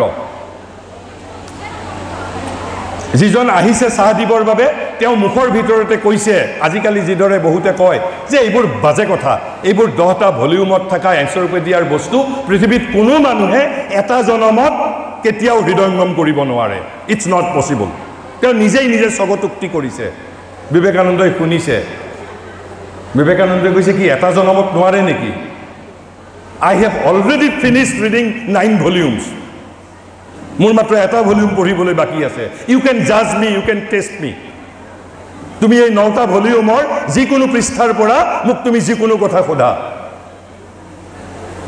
ঠিক একে কথা শ্ৰী তৰবিন্দই যেতিয়া ICS চাকৰি নকৰি বৰোদাৰ স্বাধীন ৰজাৰ তলত চাকৰি কৰিছিল তেওঁ একা যেটো আমি মেছ কৰি থাকা বুলি কওঁ লগত আৰু 3-4 জনৰ লগত মেছ কৰি আছিল কাৰ্যালয়ৰ পৰা আহাৰ পিছত তেওঁৰ কিতাপ তেতিয়া ট্ৰাংকে আহে আৰু বাকি সতীৰ্থসকলে দেখে যে তেওঁ এখন কিতাপ লয় আৰু লৈ খুব বেছি 15 বা 20 মিনিট কেৱল পাতবোৰ কেৱল লুটিয়াই কিতাপখন থৈ দিয়ে লগৰবিলাকে ভাবে তেওঁ কিতাপ পঢ়া বুলি ভাও ধৰে তেওঁ আসলতে নপঢ়ে সেইভাবে এদিন এজনে কি কৰিলে ঠিক তেনেকে শ্ৰী অৰবিন্দ এখন নতুন কিতাপ আহিছে তেওঁ হয়তো 20 মিনিট 25 মিনিট কিতাপখনৰ ফালে দৃষ্টিপাত কৰিছে আৰু তাৰ পিছত তেওঁ হাতমুখ ধুবলৈ গৈছে আৰু অহাৰ পিছত সতীৰ্থজনে সেই কিতাপখনৰ এটা পৃষ্ঠাৰ পৰা পঢ়িছে ভুলকে পঢ়িছে যেটো বস্তু আছে ভুলকে পঢ়িছে আৰু শ্ৰী অৰবিন্দই সংশোধন কৰি দিছে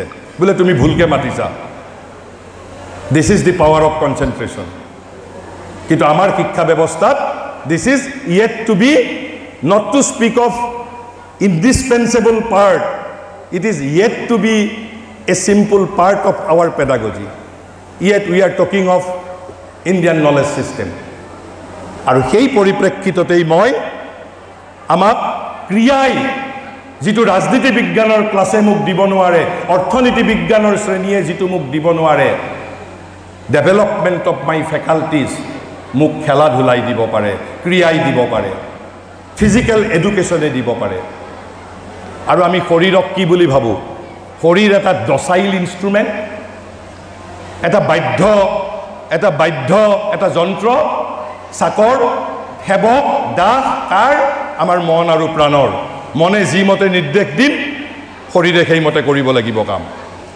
হয় অপ্ৰশিক্ষিত শৰীৰে সেইটোৱেই কৰে এই যে আমাৰ বেমাৰ আজাৰ হয় কিয় হয় জানে ইট ইজ দ্য টাইৰেনি অফ প্ৰাণ এণ্ড মন মনৰ আৰু প্ৰাণৰ অত্যাচাৰৰ পৰা শৰীৰক যদি ৰক্ষা কৰিব পাৰো শৰীৰত বেমাৰো নহয় সুস্বাস্থ্যও থাকিব আৰু শৰীৰৰ মাজত যেটো শক্তিৰ প্ৰাদুৰ্ভাৱ হ'ব যেটো শক্তি বিকশিত হ'ব ইউ উইল বি এমেজড শ্ৰী অৰবিন্দই তেওঁৰ যিখন ইংৰাজী ভাষাৰ সৰ্বদীৰ্ঘতম মহাকাব্য ইংৰাজী সাহিত্যৰ বহু অধ্যাপিকায়ো নাজানে যে পৃথিৱীৰ দীৰ্ঘতম যিখন মহাকাব্য ইংৰাজী ভাষাৰ মই সংস্কৃত ভাষাৰ বুলি কোৱা নাই ইংৰাজী ভাষাৰ দীৰ্ঘতম মহাকাব্য was written by an Indian and he is none other than Sri Aurobindo আৰু এপিকখনৰ নাম হ'ল Savitri it contains more than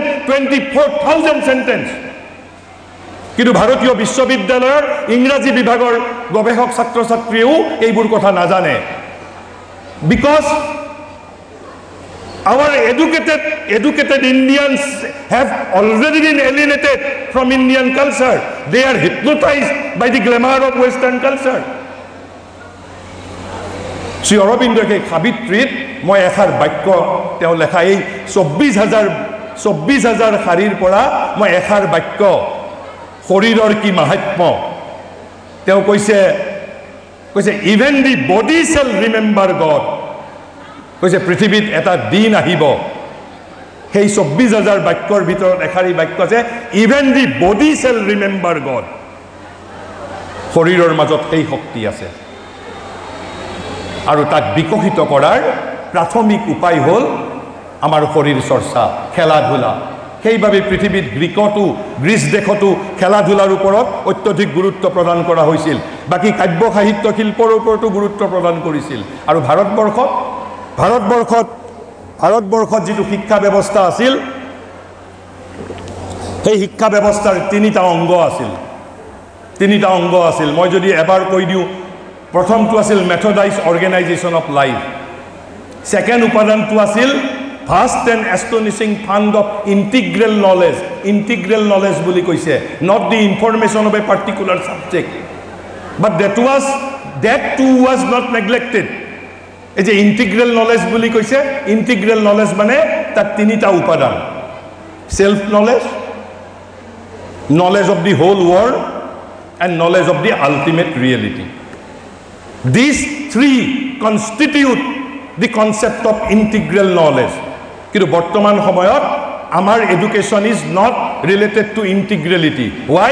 Because it is one-sided. Why it is one-sided? It has no relation with the psychology of man.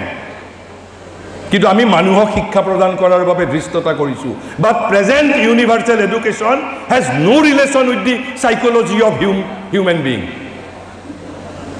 Knowledge of the ultimate reality, we are not concerned at all. Knowledge about ourselves, who am I? মোৰ কিয় খং উঠে, মোৰ কিয় লোভী হওঁ, মই কিয় লোভ কৰোঁ। এজন মানুহে দধিচিৰ দৰে সৰ্বস্ব ত্যাগ কৰিব পাৰে, এজনে আকৌ আপোনালোকৰ কলেজৰ পৰাই বা আন মহাবিদ্যালয়ৰ পৰাই অসম প্ৰশাসনীয় সেৱাত উত্তীৰ্ণ হৈ আপোনালোকে সম্বৰ্ধনা জনাইছে, তাৰে দুমাহ পিছত শুনিছে তেওঁ আপোনাৰ এৰেষ্ট হৈছে। কিয়? এই যে ভিতৰত পুহি দুষ্ট পিখাচ।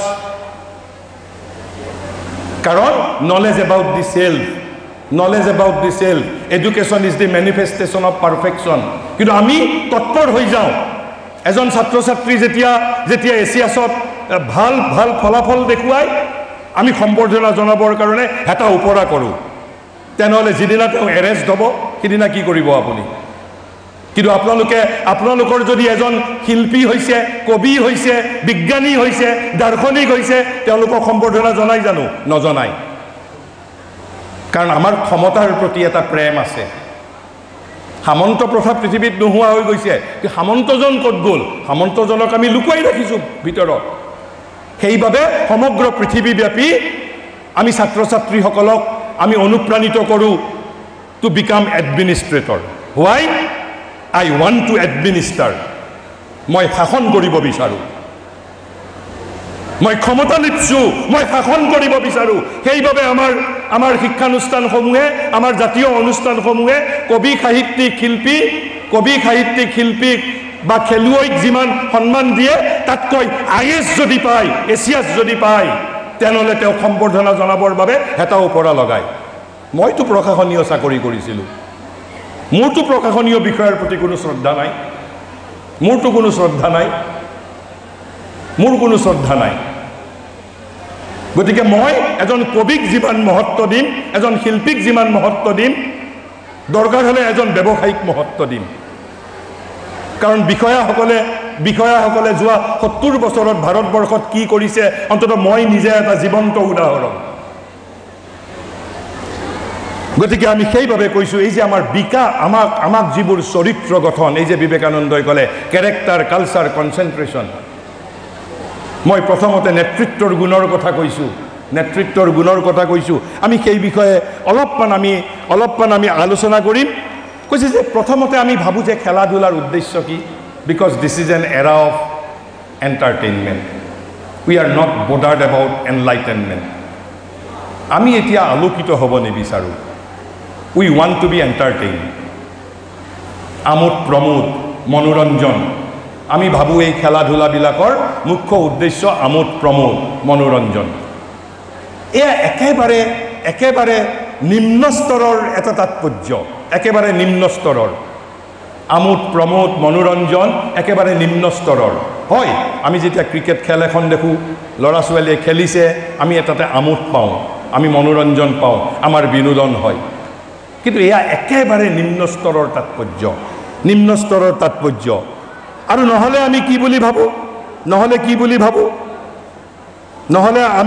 ভাবোঁ? আমি ভাবোঁ যে মোৰ ভিতৰত থকা শক্তি ব্যয় কৰাৰ এইটো এটা আউটলেট। মোৰ ভিতৰত কিছুমান প্ৰেৰণা আছে, সেই প্ৰেৰণা কৰ্মত ব্যাপৃত হোৱাৰ কাৰণে এইটো এটা আউটলেট, বা মোৰ মাজত এনাৰ্জিৰ এইটো এটা আউটলেট, সেই বুলি ভাবোঁ। কিন্তু দৰাচলতে এই উদ্দেশ্যসমূহৰ উপৰি অথবা সুস্বাস্থ্যও প্ৰয়োজনীয় বিষয়, কিন্তু তাতকৈও কিছুমান মহত্বৰ এই খেলা ধূলাৰ পৰা আমি লাভ কৰিব পাৰোঁ, তাতকৈও মহত্বৰ। আৰু সেই যিটো মহত্বৰ বস্তু আমি খেলা ধূলা শৰীৰ চৰ্চাৰ পৰা লাভ কৰোঁ সেইটোকে শ্ৰী তৰবিন্দই কৈছে national aspect of the physical education প্ৰথমতে কি যে they appear merely as games and amusement for entertainment এইটো একেবাৰে নিম্ন স্তৰৰ লক্ষ্য তাৰপিছত কি কৰোঁ আমি নহ'লে as a field for the outlet of body's energy and natural instinct of activity আৰু নহ'লে for a means of development of maintenance of the health and strength of the body these are important these are not to be neglected মই কৈছোঁ এয়াই কেৱল তাৎপৰ্য নহয় ইয়াতকৈও ওপৰৰ তাৎপৰ্য আছে সেই ওপৰৰ কি তাৎপৰ্য কৈছে they are also fields for the development of habits capacities and qualities এই খেলা ধূলাবিলাকে আমাক কিছু অভ্যাস গঠন কৰিব পাৰে অভ্যাস গুণ বিকশিত কৰিব পাৰে আৰু কি ক্ষমতা অৰ্থাৎ এমিউজমেণ্ট এণ্টাৰটেইনমেণ্ট অথবা good health development of health good health তাৰ উপৰি আমাক খেলা ধূলাই কি দিব পাৰে কৈছে আমাক অভ্যাস গঠন কৰি দিব পাৰে সু অভ্যাস নট অনলি অভ্যাস কেপাচিটি ক্ষমতা যিটো ৰাজনীতি বিজ্ঞান পদাৰ্থ বিজ্ঞান গণিত শাস্ত্ৰৰ ক্লাছৰুমে দিব নোৱাৰে আমাৰ মাজত চৰিত্ৰ গঠন কৰিব নোৱাৰে আমাৰ মাজত গুণ বিকশিত কৰি তুলিব নোৱাৰে কিন্তু কোনে পাৰে খেলা ধূলাই পাৰে শাৰীৰিক কাৰ্যসূচীয়ে পাৰে আমি কোনবোৰ কম গতিকে প্ৰথম আমি তিনিটা কথা ক'লোঁ যে এমিউজমেণ্ট এণ্ড এণ্টাৰটেইনমেণ্ট আৰু keeping of health good health these are minimum একেবাৰে নিম্ন স্তৰৰ তাৎপৰ্য but this is not to be neglected সেইটোৰো প্ৰয়োজনীয়তা আছে দ্বিতীয়টো হ'ল কি তাতকৈ মহত্বৰ কি হেবিটছ কেপাচিটিজ এণ্ড কেৰেক্টাৰ যিটো আমাৰ ঘাইকুটিৰ শিক্ষা ব্যৱস্থা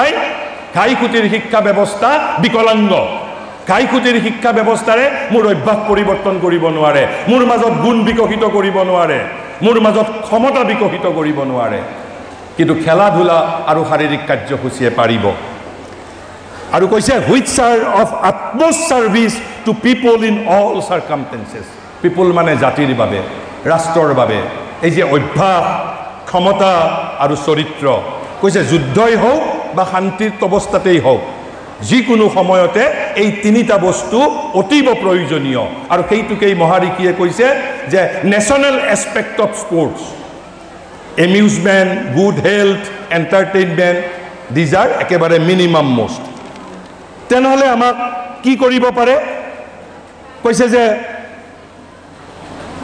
এইটোৱে আমাক কি কৰিব পাৰে কৈছে the habit of taking part in physical exercises help towards the creation of physically fit and energetic people বলৱান জাতি তৈয়াৰ কৰি তুলিব পাৰে প্ৰথমটো অভ্যাস কৈছে আমাৰ মাজত ক্ষমতা বলৱান জাতি গঢ়ি তুলিব পাৰে এনাৰ্জেটিক ইণ্ডিভিজুৱেল বুলি কৈছে বলৱান মানুহ গঢ়ি তুলিব পাৰে কিন্তু তাতকৈও কৈছে হায়াৰ ইম্পৰ্টেঞ্চ আছে ইয়াতকৈও উচ্চতৰ খেলা ধূলাৰ পৰা শাৰীৰিক ফিজিকেল এডুকেশ্যনৰ পৰা আমি লাভ কৰিব পাৰোঁ কৈছে higher imported than the foundation of health strength and fitness of the body higher import আছে কি আছে হায়াৰ ইম্পৰ্ট কৈছে is the development of discipline moral sound and strong character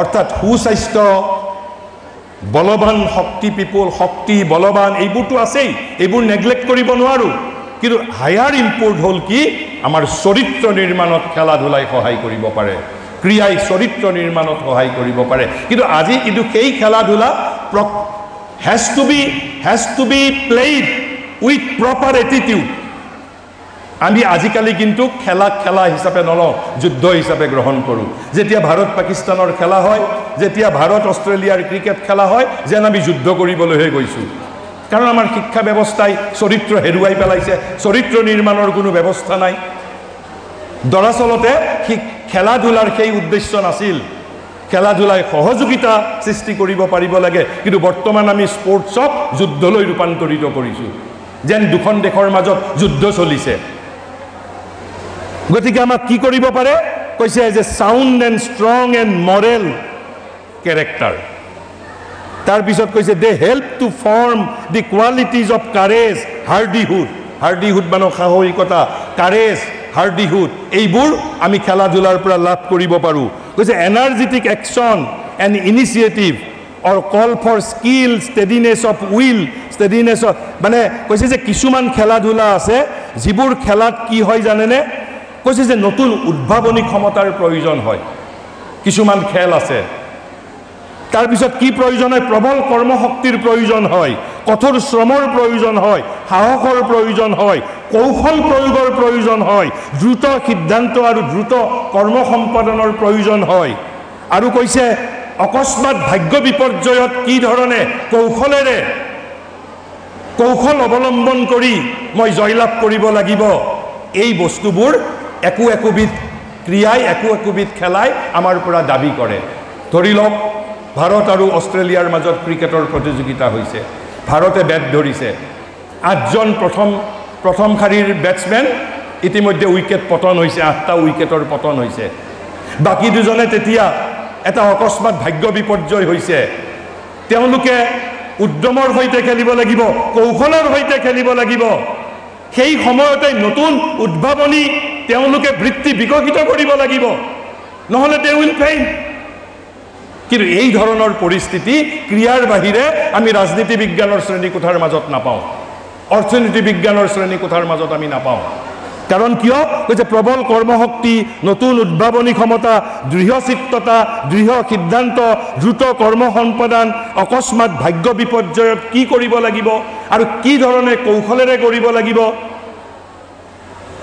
এই বস্তুবোৰ একোবিধ খেলাত প্ৰয়োজন হয় আমি ভাবো যে খেলাটো কেৱল আমোদ প্ৰমোদৰ বস্তু কেৱল মনোৰঞ্জনৰ বস্তু নহয় খেলা এটা জিকিব লাগিলে তেওঁলোকে এইবোৰ গুণ বিকশিত কৰিব পাৰিব লাগিব আৰু আপুনি এটা কল্পনা কৰকচোন এই যে মই প্ৰথমতে সাবিত্ৰীৰ পৰা এষাৰ বাক্য ক'লো কি বাক্য ক'লো even body shall remember God আমি বডিটোক কি বুলি ভাবো আমাৰ মাজত চেতনা ক'ত আছে মনত আছে প্ৰাণত আছে আমি ভাবো যে শৰীৰত চেতনা নাই শ্ৰী অৰবিন্দই কৈছে এই যে একোবিধ খেলাত এই গুণবোৰৰ প্ৰয়োজন হয় অৰ্থাৎ সেই খেলাত যেতিয়া মই সম্পৃক্ত হৈ থাকিম এই গুণবোৰ মই বিকশিত হ'ব বা মই কৰিব লাগিব আৰু এই গুণবোৰ বিকশিত কৰোঁতে শ্ৰী অৰবিন্দই কৈছে কি তেতিয়া যিটো প্ৰয়োজনীয় কৈছে যে দেহাই নিজৰ চেতনা অভিব্যক্ত কৰিব ফিজিকেল কনচিয়াছনেছ কৈছে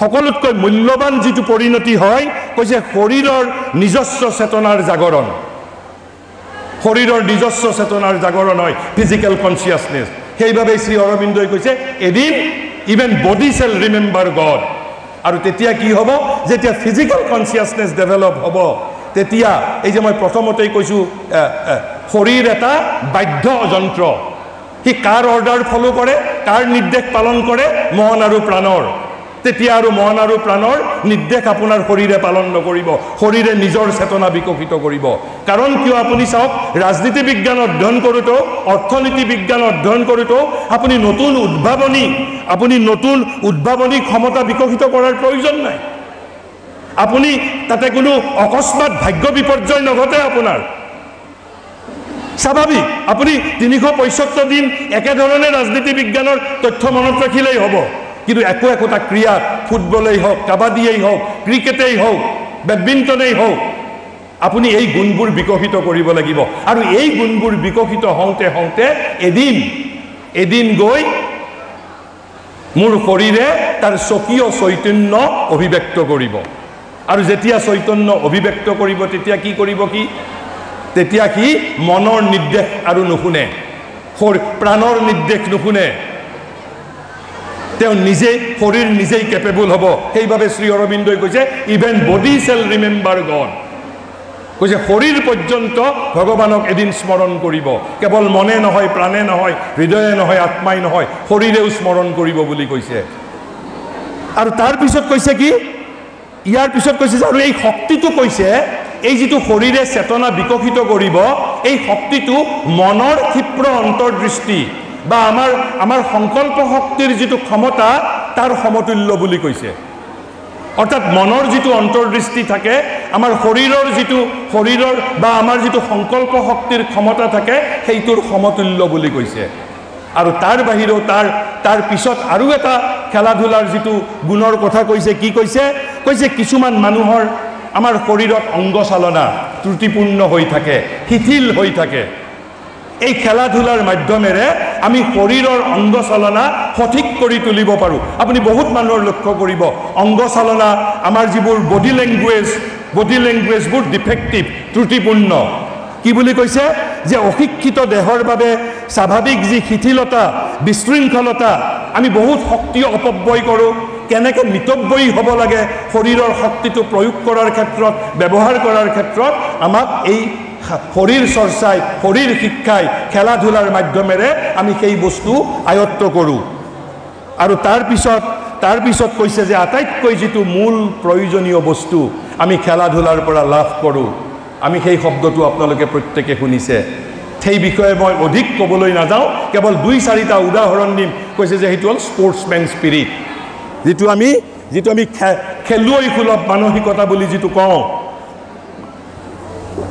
এই খেলুৱৈ সুলভ মানসিকতাটোৰ প্ৰয়োজন কেৱল ৰাষ্ট্ৰীয় পটভূমিতেই নহয়, আন্তঃৰাষ্ট্ৰীয় পটভূমিতো প্ৰয়োজন আছে খেলুৱৈ সুলভ মানসিকতা। এই খেলুৱৈ সুলভ মানসিকতা মানে কি? মই অলপমান আনকি মই কৈছোঁ যে মই 2-এটা মাত্ৰ উদাহৰণ দিবলৈ বিচাৰিছোঁ।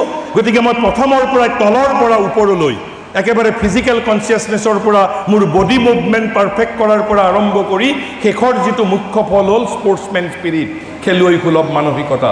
এই খেলুৱৈ সুলভ মানসিকতা মোক ৰাজনীতি বিজ্ঞান, অৰ্থনীতি বিজ্ঞানৰ শ্ৰেণীকোঠাই মোৰ মাজত গঢ়ি তুলিব নোৱাৰে, পদাৰ্থ বিজ্ঞানৰ শ্ৰেণীকোঠাই মোৰ মাজত গঢ়ি তুলিব নোৱাৰে। কৈছে কি যে সকলোৰে প্ৰতি সমান ব্যৱহাৰ, এই যে স্পৰ্টছমেন স্পিৰিট, সকলোৰে প্ৰতি সমান ব্যৱহাৰ, সৰলতা, পৰমত সহিষ্ণুতা, অৰ্থাৎ আপুনি প্ৰতিপক্ষক যিটো সহ্য কৰা গুণ, এইবোৰেই হ'ল খেলুৱৈ সুলভ মানসিকতা। কৈছে সৌহাৰ্দ্যপূৰ্ণ অপক্ষপাত মনোভাৱ, আত্মসংযম, প্ৰত্যেকে খেলাৰ নিয়ম কানুন মানি চলাৰ যিটো প্ৰৱণতা আৰু নিষ্ঠাৰ সৈতে পালন, অসৎ উপায়ৰ বৰ্জন, সমান মানসিকতাৰ সৈতে জয় পৰাজয় গ্ৰহণ কৰা, যদিও আজিকালি গ্ৰহণ নকৰে। আজিকালি যিহেতু সকলো ত্ৰুটিপূৰ্ণ হৈছে, যিহেতু আমি প্ৰকৃত ফিজিকেল এডুকেশ্যন আৰু প্ৰকৃত যিটো খেলা ধূলাৰ যিটো গুৰুত্ব, সেই গুৰুত্বৰ আমি শিক্ষা প্ৰদান কৰিব পৰা নাই। সেইবাবে যেতিয়া ভাৰত আৰু অষ্ট্ৰেলিয়াৰ ক্ৰিকেট খেলা হ'ব, আমাৰ একেবাৰে দৰ্শকৰ পৰা আমি সকলো একেবাৰে যেন ভাৰত আৰু অষ্ট্ৰেলিয়াৰ মাজত যুদ্ধ হৈছে। সেইবাবে the very purpose has been frustrated.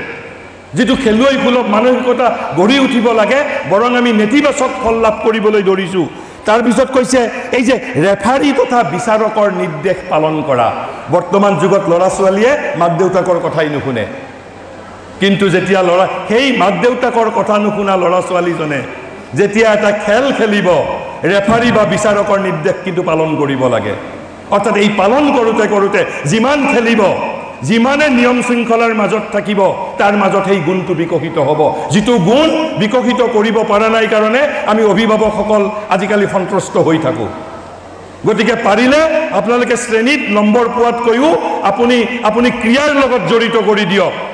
আৰু এনেকুৱা ক্ৰীড়া য'ত কঠোৰ নিয়ম শৃংখলাৰ প্ৰয়োজন হয়, তাত তেওঁ কিন্তু ৰেফাৰীক মানিব, সেই ছাত্ৰজনে ৰেফাৰীক মানিব। আৰু কৈছে যে এই গুণবোৰ কেৱল জীৱনৰ ক্ষেত্ৰতেই নহয়, ৰাষ্ট্ৰীয় পটভূমিতো প্ৰয়োজন, আনকি আন্তঃৰাষ্ট্ৰীয় পটভূমিতো প্ৰয়োজন। আৰু সেইবাবেই পৃথিৱীৰ সকলো স্বাধীন ৰাষ্ট্ৰই খেলা ধূলাৰ ওপৰত অত্যধিক গুৰুত্ব প্ৰদান কৰিছে। কিন্তু দুৰ্ভাগ্য হ'ল, মই ইয়াতে কেৱল মাত্ৰ একেবাৰে প্ৰাথমিক কথাখিনি কৈছোঁ, কাৰণ মই সংস্কৃতিৰ কথাও ক'ব লগা হৈছে, মই খেলা ধূলাৰ কথাও ক'ব লগা হৈছে, অলপ শিক্ষা বিষয়ক কথাও কৈছোঁ। কিন্তু মই একেবাৰে আপোনালোকক এটা কেৱল আভাস দিবলৈ যত্ন কৰিছোঁ। আৰু তাৰপিছত কৈছে আজি যিটো আন্তঃৰাষ্ট্ৰীয় ক্ষেত্ৰত যিটো অবিশ্বাসৰ বাতাবৰণ, ইজনে সিজনক প্ৰবঞ্চনা কৰাৰ যিটো মানসিকতা, যদি প্ৰকৃত খেলুৱৈ সুলভ মানসিকতা, যদি sportsmen spirit we could develop, আমি বিশ্ব শান্তি, বিশ্বত সৌভাতৃ প্ৰতিষ্ঠাৰ ক্ষেত্ৰতো অকল খেলা ধূলাই আমাক সহায় কৰিব পাৰিব। আৰু তাৰপিছত আটাইতকৈ যিটো মই প্ৰয়োজনীয় প্ৰথম যিটো কথাৰে মই আৰম্ভ কৰিছিলোঁ, যে আপোনালোকে ছাত্ৰ ছাত্ৰীৰ মাজত নেতৃত্বৰ বিকাশ, এই নেতৃত্বৰ বিকাশ ছাত্ৰ ছাত্ৰীয়ে ক'ত কৰিব পাৰিব? নেতৃত্বৰ বিকাশ মানে তেওঁৰ প্ৰতি আনৰ আনুগত্য, আনৰ আনুগত্যৰ আগত নিজে আনুগত্য প্ৰকাশ কৰিব পাৰিব লাগিব। মই যদি লিডাৰ হ'ব খোজো, প্ৰথমতে মই অনুসৰণ কৰিব শিকিব লাগিব, মই কাৰোবাক মানিব শিকিব লাগিব, তেতিয়াহে মোক আনে মানিব। এই যে মই কাৰোবাক মানিব লাগিব কৈছে যে আন আমাৰ সংকল্প শক্তিৰ দ্বাৰাও সেইবোৰ আমি কৰিব পাৰোঁ, কিন্তু খেলা ধূলাই আমাক যিমান সাৱলীলভাৱে দিব পাৰে, মই যেতিয়া 11জনৰ এটা দলৰ মাজত মই থাকিম, মই ৰেফাৰীৰ কথা শুনিব লাগিব, সেই খেলাৰ নিয়ম অনুসৰণ কৰিব লাগিব, অৰ্থাৎ লাহে লাহে মোৰ মাজত নেতৃত্ব গুণ বিকশিত হ'ব। ইয়াৰ বাহিৰেও আৰু অনেক কথা আছিল। মই কেৱল সাধাৰণভাৱে আপোনালোকক এটা যিটো আমি ঘাই খুঁটিৰ শিক্ষা ব্যৱস্থাতকৈ physical education and the significance of sports and culture, বিশেষকৈ কাব্য সাহিত্য শিল্প যিবোৰ আপোনালোকে মহাবিদ্যালয় সপ্তাহত আয়োজন কৰে, এইবোৰৰ তাৎপৰ্য যিটোক আমি ঘাই খুঁটিৰ শিক্ষা বুলি ভাবোঁ, ঘাই খুঁটিৰ পাঠ্যক্ৰম বুলি ভাবোঁ, তাতকৈ অধিক মহত্বৰ। মই কেৱল মাত্ৰ ইয়াত 2-4টা আভাস দিছোঁ, পুংখানুপুংখভাৱে কৰাৰ সময় নাই। মই পুনৰ আপোনালোকৰ মহাবিদ্যালয়লৈ আন্তৰিক কৃতজ্ঞতা জ্ঞাপন কৰিছোঁ। আমাৰ দৰে এজন অভাজনক মাতি আনি ইয়াত আপোনালোকৰ সৈতে 2-4 আষাৰ আমি কথা মত বিনিময় কৰিবলৈ সুযোগ দিছে, সেইবাবে মই ডিমৰীয়া মহাবিদ্যালয় কৰ্তৃপক্ষ, ডিমৰীয়া মহাবিদ্যালয় ছাত্ৰ সন্থাৰ প্ৰতি আন্তৰিক কৃতজ্ঞতা জ্ঞাপন কৰি আপোনালোকৰ মহাবিদ্যালয়ৰ উত্তৰোত্তৰ উন্নতি কামনা কৰি, আৰু যদি অহা বছৰ বা 2 বছৰ পিছত যদি মোক আপোনালোকে নিমন্ত্ৰণ কৰে, মই যাতে সেইখন নৱাগত আদৰণি সভা অথবা মহাবিদ্যালয় সপ্তাহৰ বঁটা বিতৰণী সভাৰ প্ৰধান উদ্যোক্তাৰ ৰূপত যাতে মই ছাত্ৰ ছাত্ৰীসকলক দেখিব পাওঁ, তাৰ বাবে ভগৱানৰ ওচৰত প্ৰাৰ্থনা জনাই মোৰ বক্তব্যৰ সামৰণি মাৰিছোঁ। ধন্যবাদ।